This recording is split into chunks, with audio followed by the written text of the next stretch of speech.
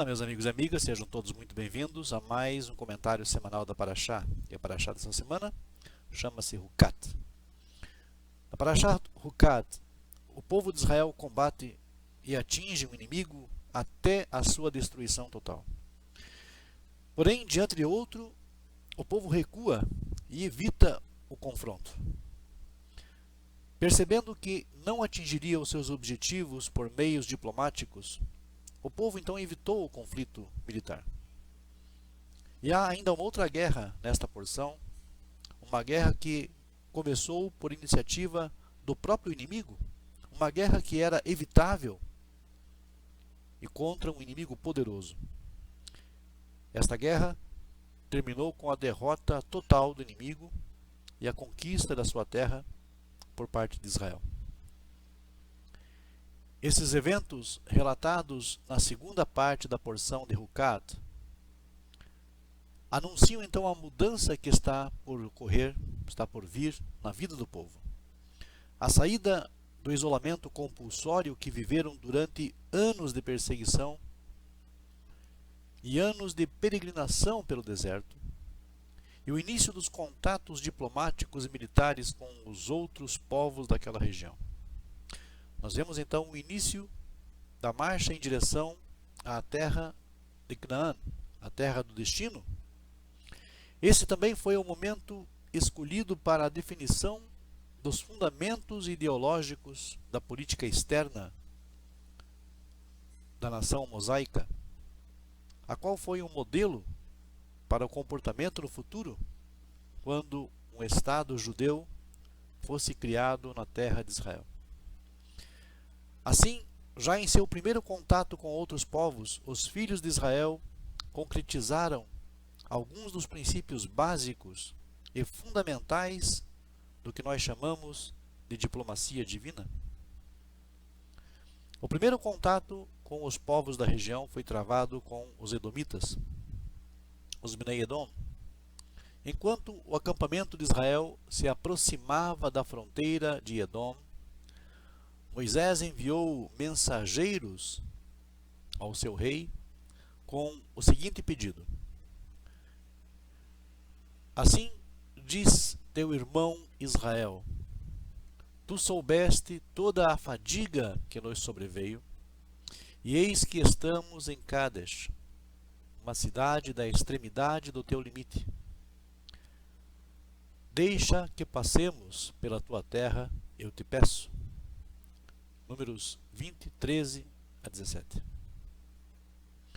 Porém, nós sabemos pelo texto da Torá que esse pedido foi de forma veemente recusado.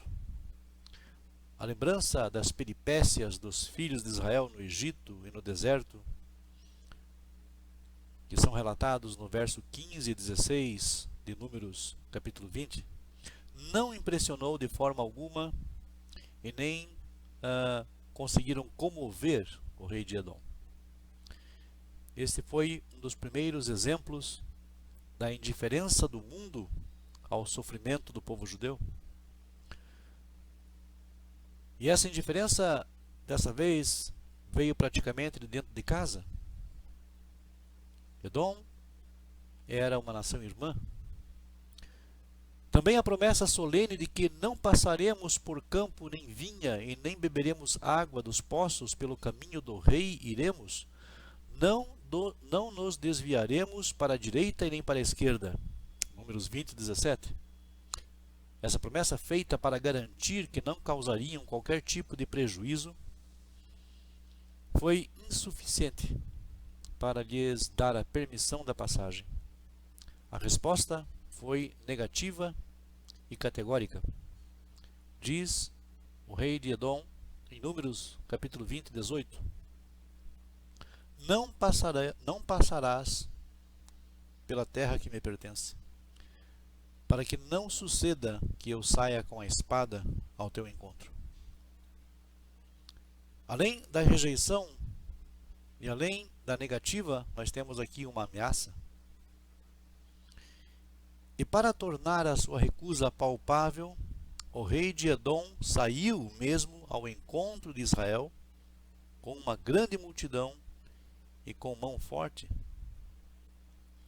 O povo de Israel não recuou, a princípio, segundo nos diz a tradição, mas depois resolveu recuar, abrindo mão de sua vontade de passar pela terra de Edom. Teria recuado por temer o confronto militar? Será que era esse o problema?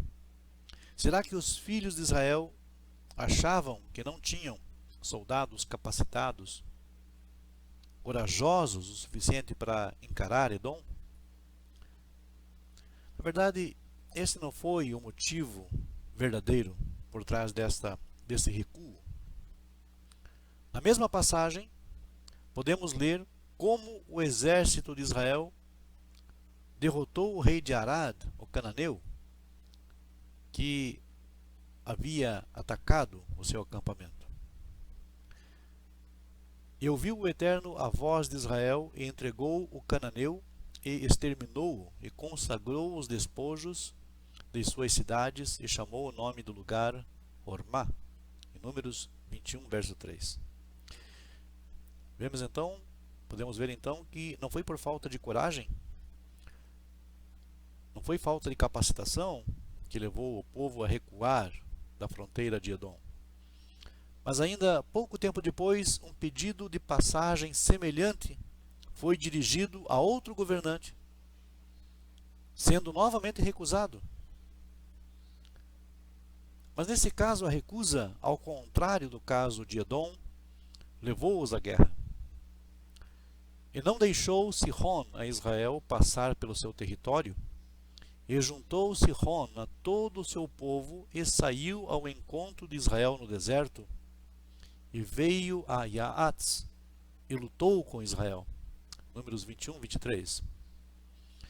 Neste ponto, devemos nos perguntar o que diferenciava estas situações para que seus desfechos fossem tão distintos. Por que Israel não combateu os edomitas, mas conquistou a terra do Emoreu? Quais foram as ponderações de cada um dos casos? Foram considerações de peso. É proibido ao povo de Israel que suas guerras sejam orientadas em concordância com aquilo que seja aceito pela família das nações. Um princípio básico é estabelecido logo no início da sua jornada, antes mesmo deles entrarem em Canaã. A soberania de um povo sobre sua terra, quando nela ele habita por direito, é intocável, ou conforme foi enunciado pelo Rambam Nachmanides. Pois Deus vai se encolerizar sobre quem usurpar a propriedade com a qual ele, bendito seja, agraciou-os, assim como vai se encolerizar, vai se irar com quem usurpar de Israel a terra que ele lhe deu por herança. Por esse motivo, Israel recuou na fronteira de Edom, pois os edomitas habitavam a terra que lhes era de direito. Uma advertência de Deus impedia-os de provocar os edomitas à guerra. Não combatais com eles, com os edomitas, porque não vos darei da sua terra, nem do que pisar a planta do pé. Porque a Esav, eu dei o monte de Seir por herança. Deuteronômio, no livro de Deuteronômio está escrito isso. E não é adequado tomar de Esaú, diz o comentário do Nachmanides, o qual lhe foi dado por herança pelas mãos de Hashem. Assim, apesar da rude recusa de Edom de permitir a passagem por sua terra, e apesar de tomar uma atitude agressiva e cruel, ameaçadora em relação ao povo de Israel, isso não era motivo suficiente para que Israel sacasse da espada e saísse em direção a Edom, declarando guerra, porque não era algo que justificava um atentado contra a soberania do território edomita. Contudo, o status do reino do Emorreu era totalmente distinto, pois a terra em que habitava fazia parte da terra prometida. Ela havia sido dada aos moabitas, os quais dela foram expulsos pelos emoritas, e portanto não pertencia de direito ao reino do Emorreu. Foi assim que, ainda que a princípio o povo apenas desejasse atravessá-la para atingir e cruzar o rio Jordão e habitar na margem ocidental, a recusa por parte do rei provocou a conquista da sua terra por ordem de Deus, de acordo com Deuteronômio 2:31. É muito interessante que a essa altura nós possamos notar que o ímpeto conquistador refriou-se repentinamente na fronteira do reino de Amon, porque era fortificada a fronteira dos filhos de Amon, diz Números 21:24. Qual seria a fortificação desta fronteira? O Midrash nos esclarece, segundo a citação do Rashi, a advertência divina que lhes disse: não os moleste, segundo Deuteronômio 2, verso 19. Vemos que os amonitas habitavam uma terra que lhes pertencia por direito e, portanto, não poderiam ser atacados. Era importante que o povo de Israel aprendesse esta lição logo no início das suas conquistas.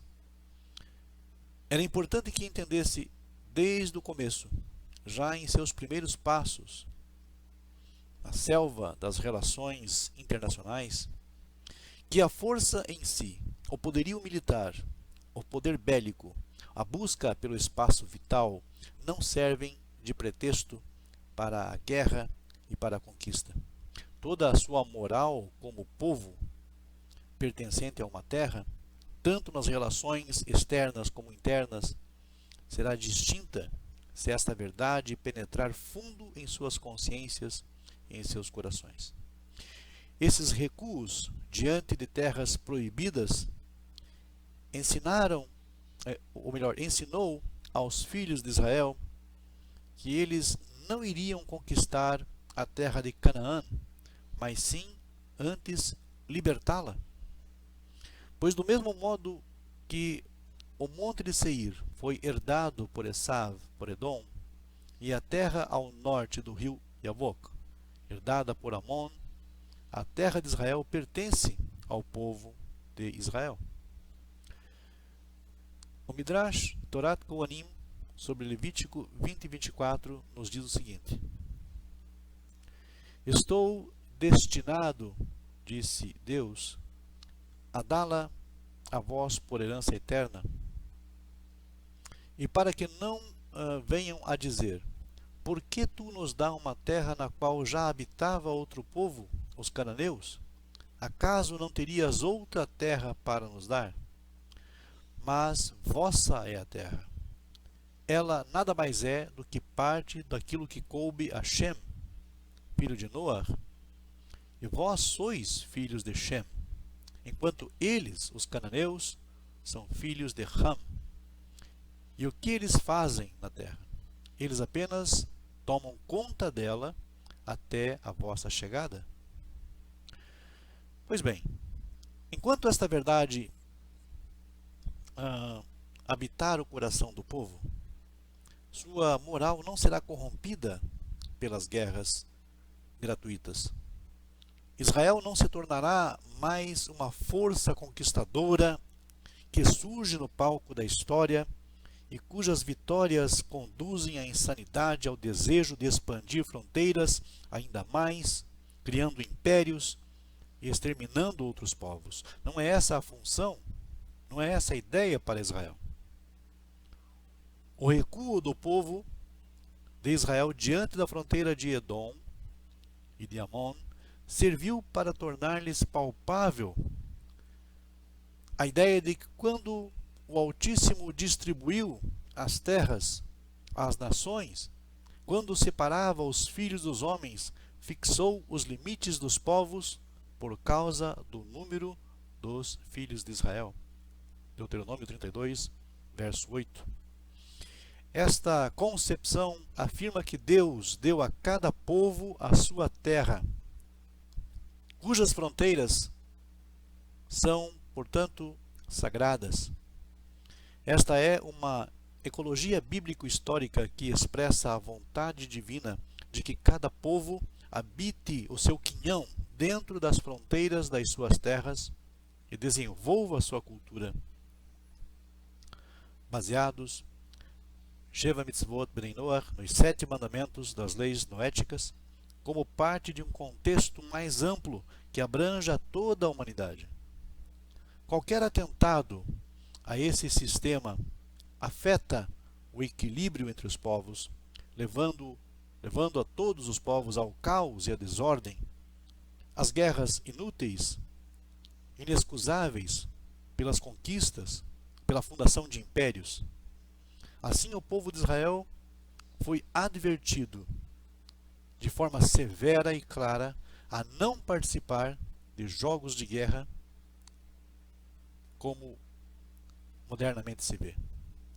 Tal advertência ocorreu logo no início da sua jornada, logo no primeiro encontro, como vimos, com uma nação hostil.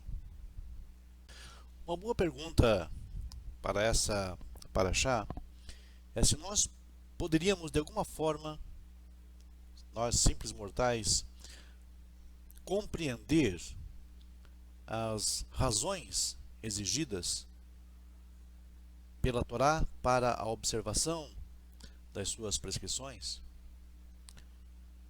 As diversas escolas da filosofia judaica tentaram, através de sistemas diferentes, responder esta pergunta quase transcendental. Alguns negaram a afirmação da existência de motivos concretos que nos levem ao cumprimento das leis da Torá. Só mesmo um racionalista como o Rambam Maimônides é capaz de insistir de forma vigorosa na tese de Ta'amei HaMitzvot, ou seja, as razões das mitzvot. Contudo, todos concordam que a prescrição da Pará Adumá, a vaca vermelha, deve permanecer para nós um mistério que Deus preferiu esconder em vez de revelar. Para o judeu moderno, este fato é de relevância especial. O povo judeu é uma geração cujo intelecto foi venturoso, acreditando que tudo pode ser sabido e compreendido com o tempo suficiente e a devida aplicação. Necessitamos da ideia de Pará Adumá para que então possamos recordar os limites do nosso intelecto e as fronteiras da nossa compreensão. Ficando perplexos, mistificados, dominados pela realidade da nossa ignorância, aprendemos a sujeitar a nossa presunção, submetendo a nossa inteligência ao Criador. O uso da kippá entre os judeus não serve para esquentar ou proteger sua cabeça de forma alguma, mas é um sinal de modéstia, é um sinal de humildade.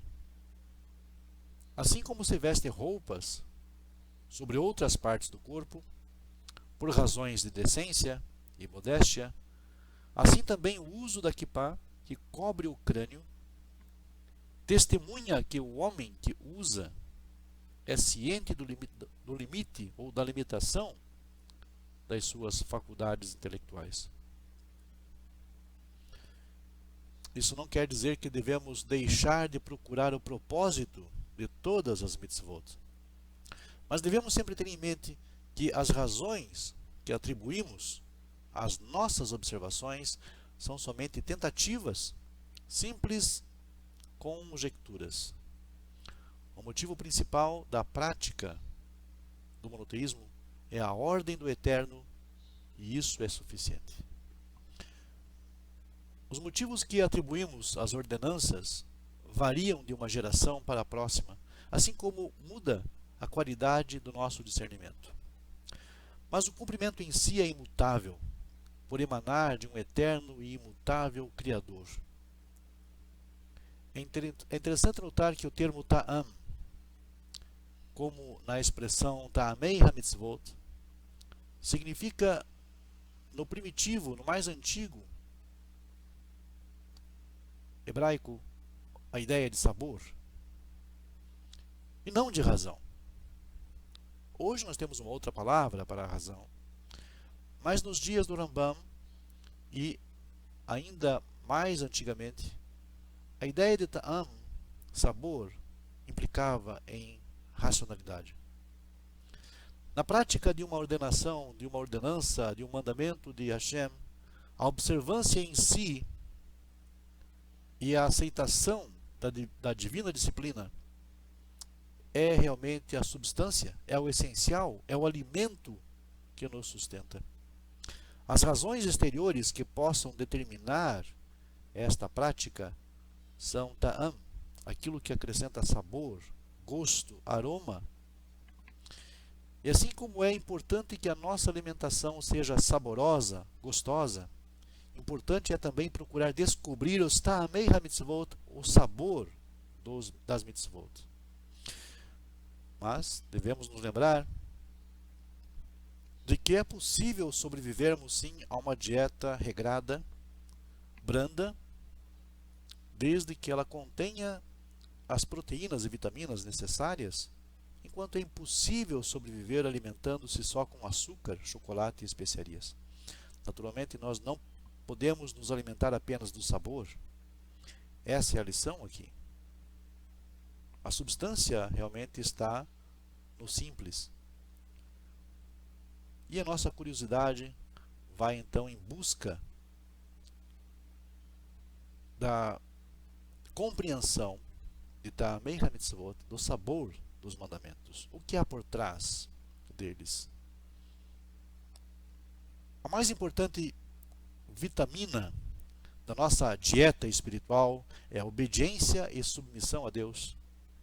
O sabor e o aroma são ta'amei ha-mitzvot que atribuímos a essa observância. Um grande sábio da Halachá explicou por que os judeus proferem uma bênção referente às suas obrigações para com Deus, como por exemplo quando usam tefilim, shofar, ou comem matzá, etc. Ao passo que não se recita nenhuma bênção quando se pratica uma ação ética ou social, como por exemplo o tzedakah, ou quando então se consola os enlutados, se conforta os doentes, ou seja, quando se demonstra amor ao próximo. A oração, no cumprimento de um dever para com o Eterno, diz assim: bendito sejas, ó Eterno nosso Deus, Rei do Universo, que nos santificaste em teus mandamentos e nos ordenaste fazer isto e aquilo. Se o homem pratica uma mitzvah social ou ética, pode acontecer então que a motivação que o levou a fazer isso não seja sempre de profunda responsabilidade religiosa para com a ordem divina.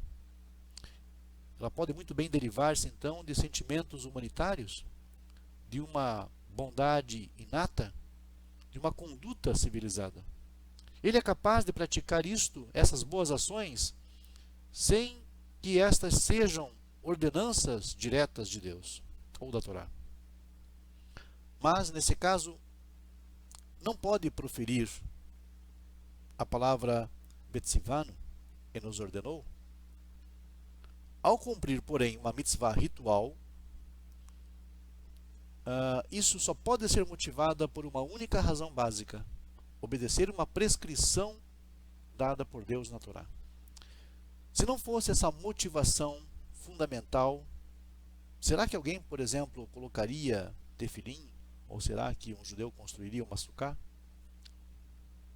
Somente quando o judeu pratica uma boa ação por amor a Deus, por obediência disciplinada ao cumprimento dos deveres da Torá, somente quando o judeu sente que as prescrições ético-religiosas não representam para ele um ol, uma carga, um fardo, mas sim zehut, um privilégio, uma dignidade, só então ele executa uma ação de autêntica kedushá, consagração, santidade, que lhe outorga então, que lhe dá o direito de pronunciar Asher Kedishanu, que nos santificastes, que nos separastes, por estar ciente então do exato sentido da palavra Vetzivano, que nos ordenou.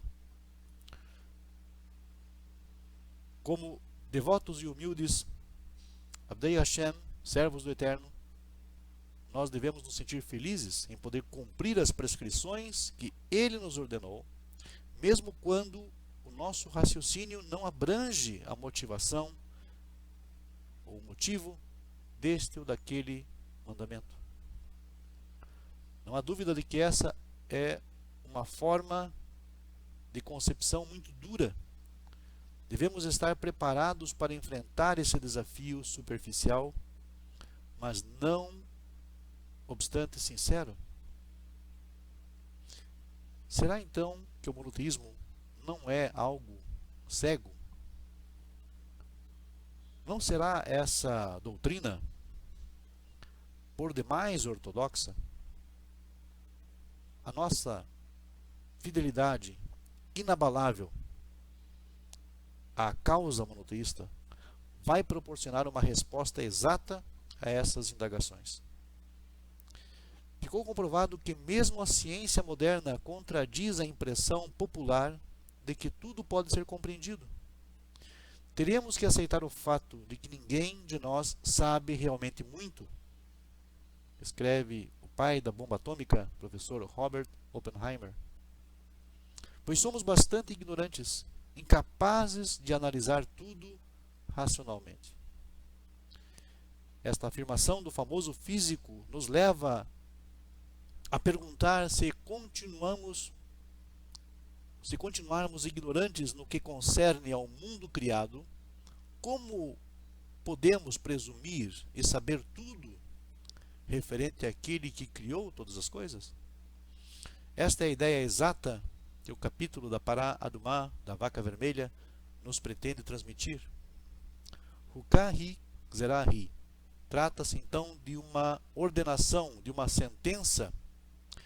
E assim como existem leis de espírito, há também leis da natureza que hão de ficar para sempre, além do alcance da inquirição humana.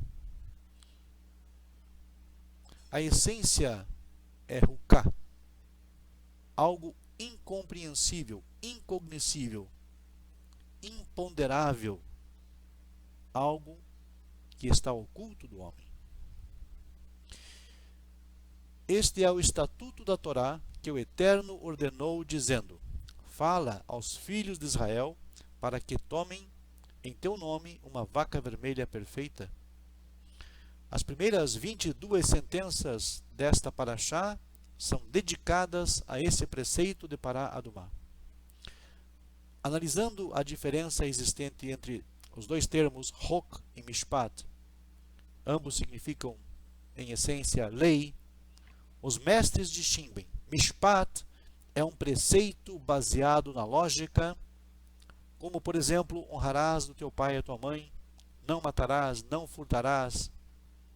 Leis logicamente compreensíveis, pois os filhos, claro, devem respeitar os seus pais. Matar e roubar lesam os mais elementares direitos humanos. Já, porém, o termo Hok descreve uma sentença de Deus que devemos observar indiscutivelmente, mesmo que não nos seja dado a compreender as razões pelas quais foi instituída. Isto é, são absolutamente inexplicáveis, lógica e racionalmente. Como, por exemplo, exatamente o estatuto da Pará Adumá.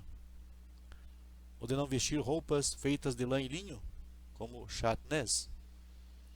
Não semear semente de duas espécies juntas no mesmo canteiro, Ilaim.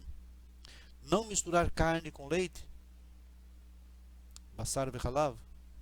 Assim como o raciocínio humano não é capaz de compreender como a cinza da vaca vermelha da pará adumá sacrificada poderia purificar o homem impuro.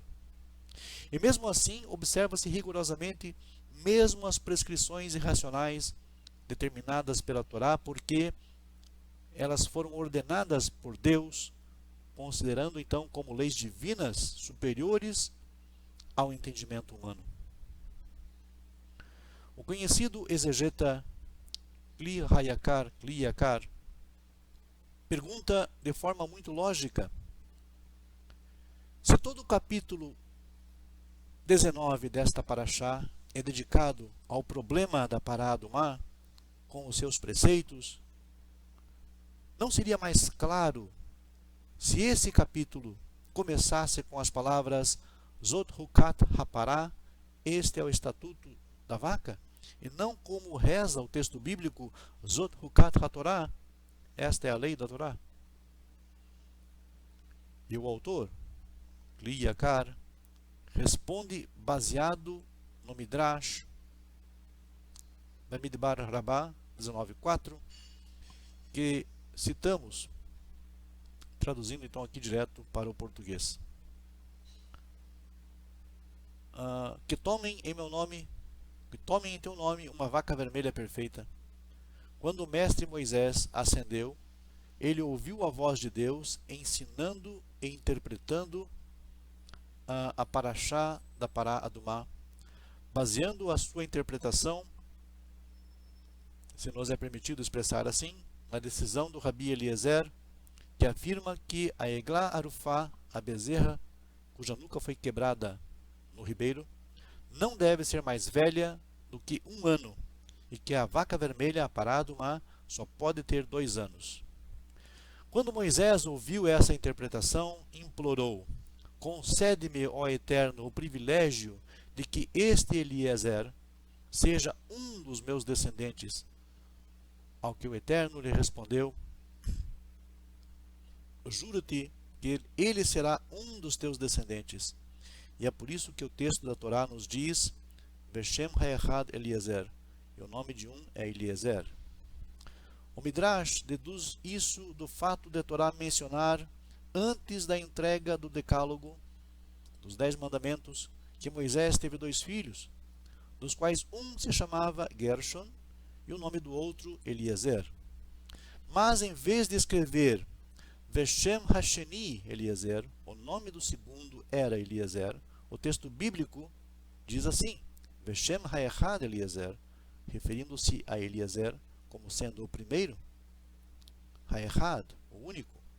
Através dessa distinção, Deus concordou com o pedido de Moisés para que o tanaíta Rabi Eliezer, que em gerações vindouras opinaria decisivamente a respeito do problema da Eglá Arufá, fosse então um dos seus descendentes. Na personalidade do mestre Moisés sobressaem 2 traços marcantes: a sua propensão em sacrificar a sua própria vida pela preservação e a continuidade do seu povo, fato esse claramente sublinhado quando rejeita de forma categórica a proposta de Deus no sentido de aniquilar os filhos de Israel para sempre, porque haviam fabricado o bezerro de ouro, prometendo a Moisés formar a partir dele um outro povo, como se verifica então pelo texto seguinte: e agora deixa-me para que a minha ira se acenda contra eles, e os consumirei e farei de ti um grande povo. E a resposta de Moisés foi: e agora, se perdoas o seu pecado, está bem, mas se não, eu peço, risca-me, por favor, do teu livro que escreveste. E o segundo traço característico de Moisés é a sua humildade e a sua modéstia. Atributos esses que o próprio Eterno sublinhou, quando disse: e o homem Moisés era muito humilde, mais do que todos os homens que houve sobre a face da terra. O já citado comentarista Li Yakar opina que o preceito da Pará Adumá foi estabelecido com o intuito de que a vaca em si redimisse o pecado do bezerro de ouro. O comentarista baseia sua opinião num exemplo citado em Bemidbar Rabá 19.4. Uma empregada no palácio real trouxe o seu filho para lhe mostrar a suntuosa residência do regente. E aconteceu que o filho sujou o castelo real. O rei então ordenou: trazei a mãe da criança para que ela limpe a sujeira causada pelo seu filho. Assim, conclui o Midrash, deve vir a vaca, a mãe do bezerro, para limpar a imundície e as transgressões dos filhos de Israel com a fabricação do bezerro. E tendo Moisés, quando pleiteou pela absolvição dos filhos de Israel, arriscado a sua própria vida, o capítulo da Pará Adumá, sendo então um ato contínuo ao pedido de perdão pelo pecado do bezerro, é denominado Hukat HaTorá, e não Hukat HaPará, para que também esse capítulo, então, seja atribuído a Moisés, o homem a quem devemos a Torá. Como está escrito: Zichru Torat Moshe Avdi, lembrai-vos da lei de Moisés, meu servo. O santo abençoado seja, achou por bem denominar a Torá de Torat Moshe como recompensa para Moisés pela sua abnegação, pela sua dedicação, pela sua fidelidade e pela prontidão até de sacrificar a sua própria vida por causa dos filhos de Israel. E o Talmud, destacando a modéstia e a humildade de Moshe Rabbeinu e justificando a denominação de Torat Moshe, relata o seguinte episódio característico. Rabi Yehoshua ben Levi disse: logo depois de Moisés ter descido do Monte Sinai com a Seret Hadibrot em suas mãos, apareceu Hassatan. E o Rashi interpreta Hassatan como uma inclinação má que instiga o homem a pecar. Perante o Eterno apareceu então Hassatan e perguntou: Mestre do universo, onde está a Torá? E o Eterno respondeu: eu dei a Torá para a terra. Satã então procurou na terra, e sem encontrá-la, buscou pelos mares sem encontrá-la. Perguntou no abismo, mas nenhum resultado. Vendo que todo o seu esforço foi em vão, ele voltou diante do Criador e reclamou: Mestre do universo, eu procurei a Torá por toda parte sem encontrá-la. Então disse-lhe o Eterno: vai ao filho de Amram. E foi ter ele com Moshe, com Moisés, e procurou saber, dizendo: a Torá que Deus te entregou, onde está ela? Ao que Moisés então respondeu: quem sou eu para receber a Torá do Eterno? Ouvindo isso, Deus disse a Moisés: tu não estás dizendo a verdade. Respondeu Moisés: Criador do universo, como poderei atribuir a mim mesmo esta preciosidade escondida no teu tesouro? Tesouro este com que tu, ó Eterno, te delicias diariamente.